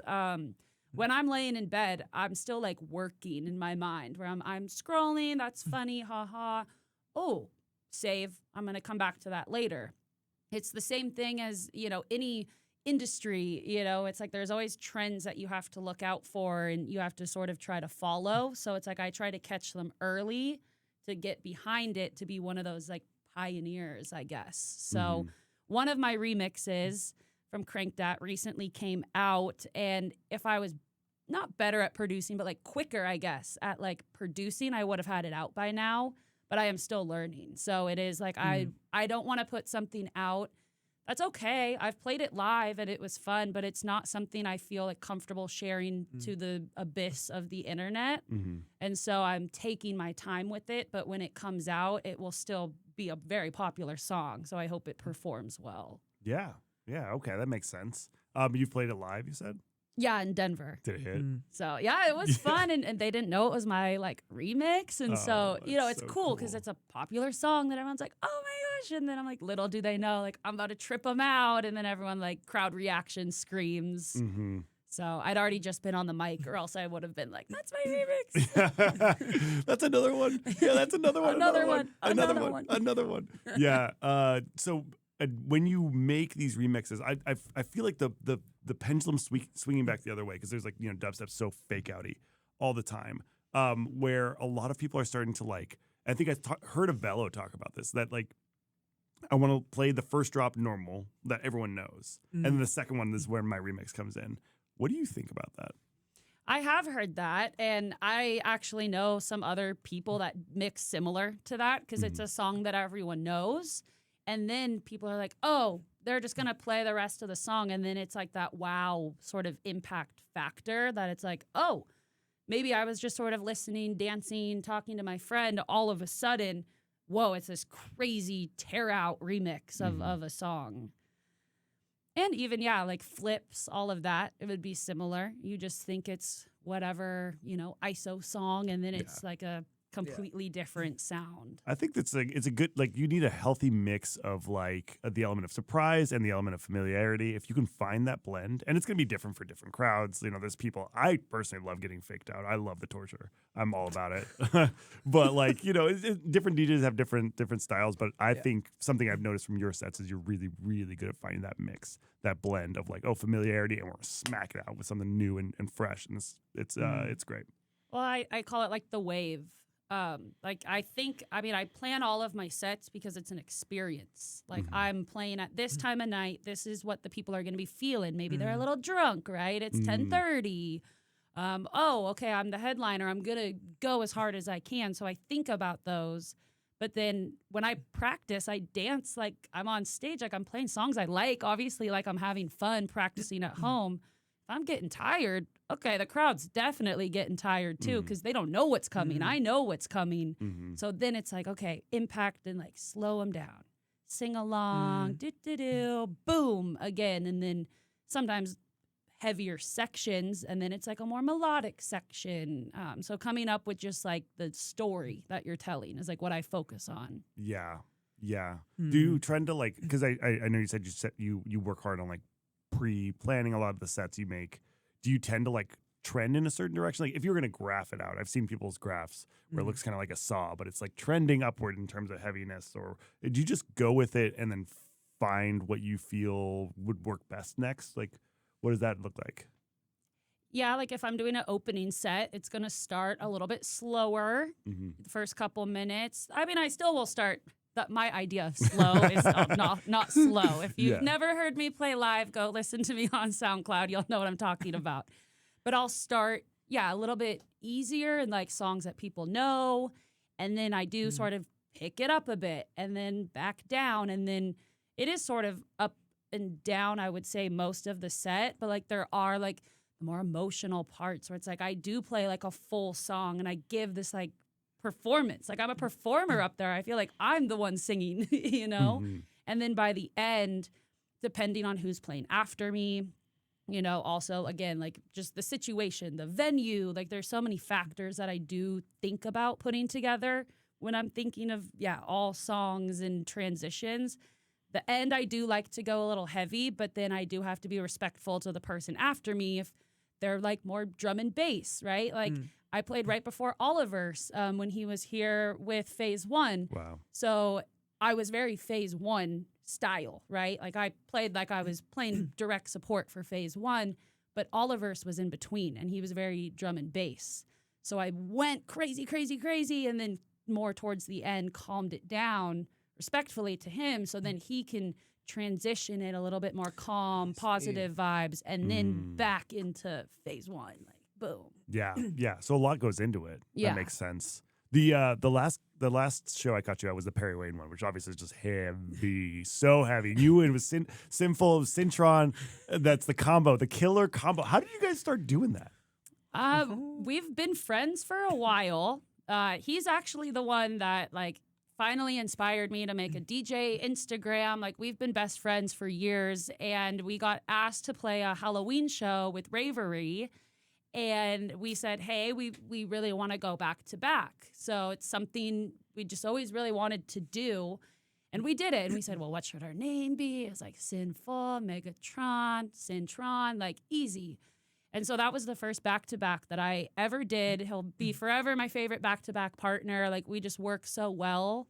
And then it's just evolved from there. Like, we got to play Uprising Fest, which is like a small festival up north. Like, we were technically the headliners on like the Friday, which is cool. The cops ended up coming, but like we played through. We had no idea. Like, Through the cops? we had no idea. But they came. There was like complaints from like a neighbor. It's like a new neighbor.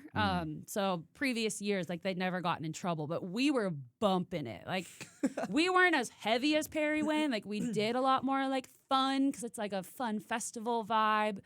But yeah, the next day they like couldn't play the music really loud. They had to silent disco all day. Dang, that bad silent disco. Yeah, from like because they booming kept, to silent they disco. kept getting noise complaints, and then the next day they came back because they got another noise complaint. So it was like, okay, they just changed to silent disco for the rest of the day, which was still like such a blast because you could wander around the whole festival with like your headphones on. But that's when me and Sinful, we decided we only play those sets for like big shows. So Perry Wayne was one that, yeah, the opportunity came and I said, hey, like, let's make this a back-to-back. Like, this is huge. We both love Perry Wayne. Our styles go perfectly for this show.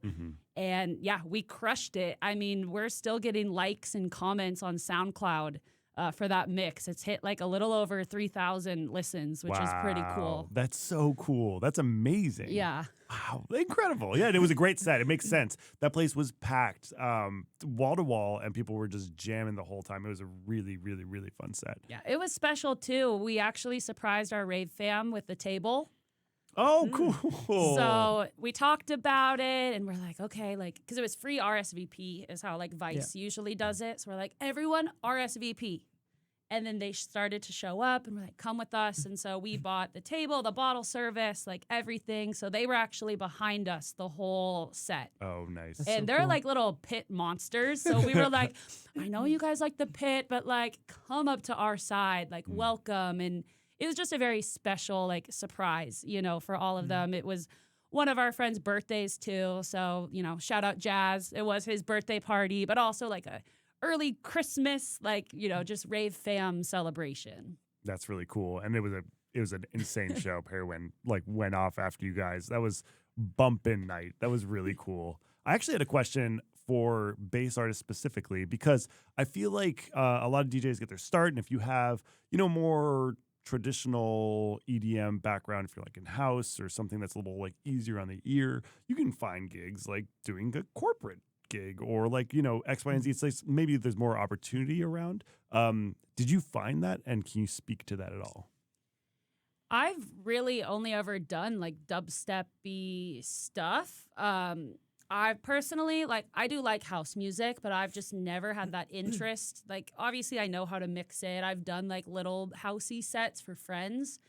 But yeah, as a dubstep artist, it's harder to find those type of like corporate casual events. And yeah, for me, I like to stick to my style. I like my genre. And so from there, I've just stayed. I do know a lot of people that do both, and they do work weddings. That sounds fun. It's really good money too. Like if you're looking for a gig, and yeah, if you can mix basic hip hop and whatever, those old classics, do it. You know, people are always looking for it. But for me personally, it's not like for me. I'm focused more on the big production like side of things. I like to play those like big fun, you know, shows with visuals. Yeah, absolutely. And that makes sense. And you've always stuck, and that's so on brand, right? That's literally on brand for Megatron, is like to go super, well, heavy, to go heavy. Yeah, I just was wondering if like you found that it was harder to like get started than some other people who might be in these other genres, because there are maybe a few less avenues to take to get shows. Yeah, the biggest thing is like the community. Again, is like once you find the community, like there are more niche genres, but there are people out there for it. There is like that demand. You know, sometimes it's like we need this specific trance, like subgenre. Like there are people, it is a little bit harder, I think, for others, but that's where the passion you have to keep. Maybe you're not getting booked shows all the time. Like I'm not getting booked shows every weekend because not every weekend an artist like Phase One or Perry Wayne is coming to town. Like that's my bread and butter. So that's one thing is, you have to sort of carve your way and find where it is. Like, I don't know. It is hard because there is so much going on. You don't know where to look. But that's what Support Women DJs, I try to like help of like these different groups where I'm like, oh, this might be a good group for you. Just to like get started and meet those people. I heard this in a recent interview and I really liked it. And I wanted to ask Megatron while we got her here. So it's a two-parter. The first one's like kind of the first part of the question is, okay, what would you have told yourself, your younger self, 3 years ago, production-wise, DJing-wise, anything? Second part, what would your younger version of yourself have told you now? Wow. Whoa. I mean, we'll start with like the 3 years ago, beginning my journey. I would say start production sooner because I understand how big of like a difference it makes. Can you elaborate on that? Like big difference how? Like if I would have started producing sooner, I would understand. Like I always understood how like music worked, like the build up and all this. But since I've like dove into production, like I get it now of like why things are placed certain areas, and it's made my DJing better. Like I'm able to just on the fly mix better because I understand the structure and the patterns that come with music. Before I was just a listener and would just figure it out, like at home. And so now, like, okay, if I would have learned 2 years ago and really took production seriously, like, where would I be today? It probably would be a lot bigger and all that. So it's like a little of a regret, but also, like, I try to tell people, like, try to produce. You don't have to be good, but just, like, try to make your own edits. Like, it took me 1.5 years, until I started making my own edits and stuff. And I, at first, refused to spend money, like buying songs. I mean, obviously I bought Ableton, but I did like Vital. But since I bought Serum, that has changed things completely. Like that's just more tutorials and like everything. So like investing money in yourself, I think is another thing I would say, like baby DJ Megatron is buy the original songs. Like you don't need to play remixes or, whatever of all the popular songs. People do want to hear the original, Excision Woolly song from like 3 years ago. And then what was it? Like young. What would baby Megatron tell you now? Well, when I was younger, I always wanted to be like a pop star. So it all sort of makes sense where it's like, yeah, like go for it. I think when I was younger, it's always like one day. And then that carried, pretty much until I started DJing. And now it's not one day anymore. It's like, okay, in one day, I'm going to do this, So as like a young little girl, I would like dance around my room and like pretend to be Hannah Montana, like literally wear a wig and like just scream to the wall pretty much like her songs. So as I've gotten older, I've found like that creative outlet now with performing on stage. So like little baby Megan would be so proud of like little baby Megatron that finally took that step. And like looking back at just all of that is sort of like why I am like here doing this. Like I've always loved to perform, music, everything like that. No, I love that. That's fantastic. Yeah, you're doing it. I would have concerts is what like my mom would call it, is I would go up to the bonus room and just turn on Hannah Montana and like pretend that I was Hannah Montana. With like concerts with like your family or like stuffed animals? Yeah, like just like to the couch. Whoever's doing it. Yeah, like to the couch. Like I would just be up there with a fake microphone, like pretending and like visualizing that I'm on stage. And that's actually something I still do today. Like when I practice my sets, I pretend like there's a crowd. I practice on my CDJs, on my dresser. Like I could literally touch my wall from where I'm practicing, but I like pretend like I'm looking out at the crowd. How am I going to dance? Like I call it dress rehearsal. I wear my outfit that I'm going to wear. Yes. I practice when I'm going to get on the mic moments, my little dance moves that I do.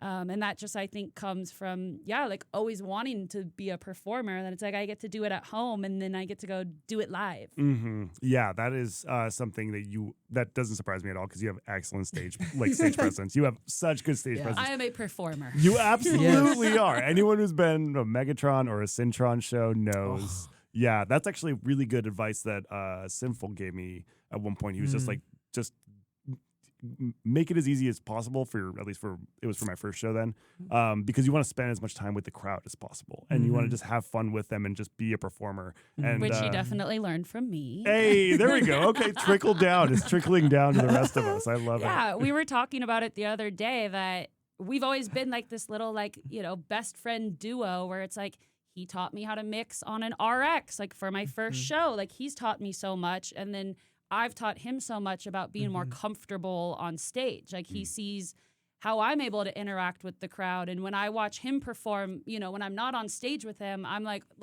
so excited. Like I just yes, he's like looking at the crowd. Because that is a big thing is stage presence really does help create like that brand and persona. Yeah. Mm-hmm. Yeah, it's huge. And there's a lot of, I think there's probably a lot of people who are comfortable, especially the more you do up there, if you're mixing live and doing X, Y, and Z, that's cool. And that's its own style of DJing. But I do see that like detracting from the amount of time you can spend with the crowd. And you guys do such a good job of that. It comes with time, like my first set, I barely moved. My first couple sets, I barely moved. But then I realized it helped the nerves to look up and dance. Yeah. And over time, practice is like all I can say is you just get more comfortable knowing what you're doing. Like I can now, like I know this song is ending. Like I can do it pretty much like looking out at the crowd. Wow. Wow. At that level. Like, because I do like some of the transitions, like almost every set, or like I have sequences that I like that I can look out at the crowd and be singing to them and know like when it hits this one word, I have to start fading something out and moving something up. And it's literally just like, I don't know what you call it. Like second nature at that yeah, point. it's like going Muscle through memory. the muscle memory. Yeah. Like you're going through the motions where it's like, I know where all the buttons are. Yeah. And that is just something truly with time. And I've seen it with newer DJs. Everyone gets locked up. I even do in Denver. I was like so nervous. I just was like stuck for a bit. But then once you start, you're free. And then it's like that energy flows more. And then you just learn to like have fun with it. That's what happened in my first set. It's beautiful. Yeah. I love it. Well, we've talked about a lot of things in the second half. So obviously I want to be respectful of everybody's time, the listeners' time, the studio's time. And I think this is a great segue. We talked about, what you envisioned, where you envisioned you would be as a little girl and, and where you're at now. But I guess what's on the way? What's coming? I do want to say this. This episode is being released in March. March is International Women's Month. March 8th is International Women's Day. So I think I didn't do it on purpose, by the way, but I really think it's super cool and poetic that we have Megan here with us. Also, like the person who runs like support women DJs, I think is super cool for March. March is also my birth month. So there's like a lot of fun things happening. Big month. Big month for the podcast. No. But is it a big month for you? Yeah, I mean, by the time this gets released, I will probably have my Bone Breaker Out of My Mind edit out. So like that's something that I've been working on for a while. I will have like that Crank That remix. I mean, I'll also be a panelist at the See Her, Be Her event, which is the weekend of International Women's Day. So that's probably the biggest highlight of the month because that's where Support Women DJs like found me. I found them, and so it's just like a really exciting month. I think that I have 2 songs coming out and I'm continuing to push the social media and, challenging myself just to see how far, this music can go. And then from there, I have stuff planned pretty much every month, but March, I think, will be one of my busier months for sure. Wow. That's awesome. That's incredible. What's the panel on? It'll be like branding and creating sort of like your personality, right? Like how to act on social media to create like that persona. Because, yeah, I mean, I could do a whole freaking I could start my own podcast about like branding because everyone does have their own things. And so I'm excited to work with a couple other, girls that will be on the panel and then share, ask, answer questions and things like that. Because I love to just share my knowledge. And that's like my favorite part is just every month getting to sit down with these girls and be like, okay, this is what I learned. What advice do you need? Anything big coming, even after March, just looking forward into the new year. I guess, still 3 months into the new year. Yeah, well, like I mentioned, I'll be having a birthday sort of show. So I'll have like a whole, woman lineup for that, which will be fun. Hopefully some music festivals. It's still a little bit early to get like confirmation on those, but that would be cool to get to go back to some festivals I've already played. I did buy my Lost Land ticket. So like I'm excited to go back to Lost Lands. This year I'll be an artist, right? Like not playing. Not playing. Oh my God, no. I would not be allowed. I would not be allowed to be like just saying that. But that's why last year I wanted to release a song before Lost Lands to say that like I'm an artist. And I met, some artists and stuff. Like that was cool to just run into them. But this year I'll have even more like connections of like all my internet friends, right? Where it's like that's where everyone meets up. Like I just am manifesting that it's like I get to like see them and we hang out and like maybe collabs come from it. So I'm focusing this year on the connections, like community growing outside of Seattle. So I just like want to travel more to shows, whether I'm playing or not. And then, just sort of see where the wind takes me. Yeah. You're treating festivals as a happy hour network. Yeah.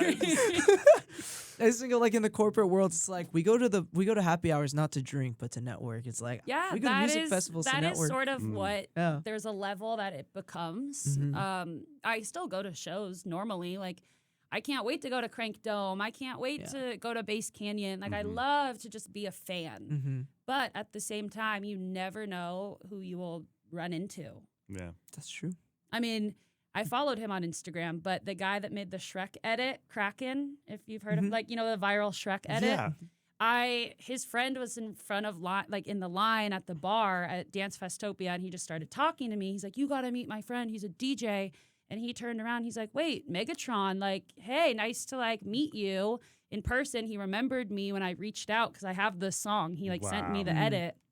And I went to his set that night. Like, it was just this crazy connection where it's like we are now friends. Before it was just like, oh, like, he's not going to know who I am. But he, like, remembered me.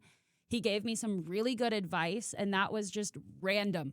I was just going to get a drink, and then I just got, like, this mind-blowing advice. And so that is where, even just as a fan, you never know who you might run into. So I do treat big festivals like a networking opportunity. I mean, even a show at Showbox, you never know. The opener could be walking around after. I mean, even at Vice, right? Like, it just happens, and you don't know when to expect it. So you always got to, like, be ready once you hit that level. I mean, Megan wouldn't be here on the show if she brought up the first Syntron show, and that was how I met both her and Sinful. So, I mean, that's kind of just, yeah. I like networking too, so. Yeah, and Sinful's the whole reason I found out about the podcast. There we go. See, we're all big networkers here. Y'all need to network. It's important, especially when you're building a community, especially in the rave community. It's so important. I've even seen people like on the Facebook pages be like, I'm in dental school and like I need clients, like community. The nurses that come to the gorge and just give you like revitalizing IVs. It's just like, dude, it's bigger. It's bigger than that. Yeah. Well, I know. We were supposed to be done minutes ago, but we kept going. I know. It's all right. My thing is, I feel bad. I feel bad for Harmony, but we're wrapping up, and we thank you for coming. Of course. Back. No, this was fun. I'm excited to be back. I wish you the best of luck as you continue and like bring this podcast back. Yeah, I mean the taste of version that could have happened after what the podcast used to be. But this is an upgrade. The studio, this everything. This is so shout out C89.5. Yes. Shout. Another product of networking. See, we could just talk about networking forever. But shout out to you as well for coming back as well. Episode 2. Episode 2. Yeah, I'm excited. Thank you guys for having me again. Absolutely. I'm so excited for what you got going on, Megatron. you. Very excited to hear the new releases in the coming months. Oh yeah. Well, you have the voice for it, so come back anytime. We've been Deal. saying that the whole time. He's just got like the best voice for this podcast. People told me that, and then I'm like, not. But thanks to you both. Thank you for coming and being a guest, and your questions were just off the charts. So I appreciate that. And it's been a big encouragement for me as someone who's bringing the show back. So shout out to all of you guys. Shout out to C895. And yeah, I don't know what's in store for the next one, but yo, just keep listening, keep building community. And if you see any of us, come say hi. Go. If it's one of Megan's shows, I'll probably be there. Man. I'll be wearing her jersey. Shout out Jersey. Shout out the Megatron jersey. And yeah, so thank you all for listening, and yeah, that's all I got. Man, my brain stopped working, but thank you all for listening. And we will see you in the next episode. Bye. Peace.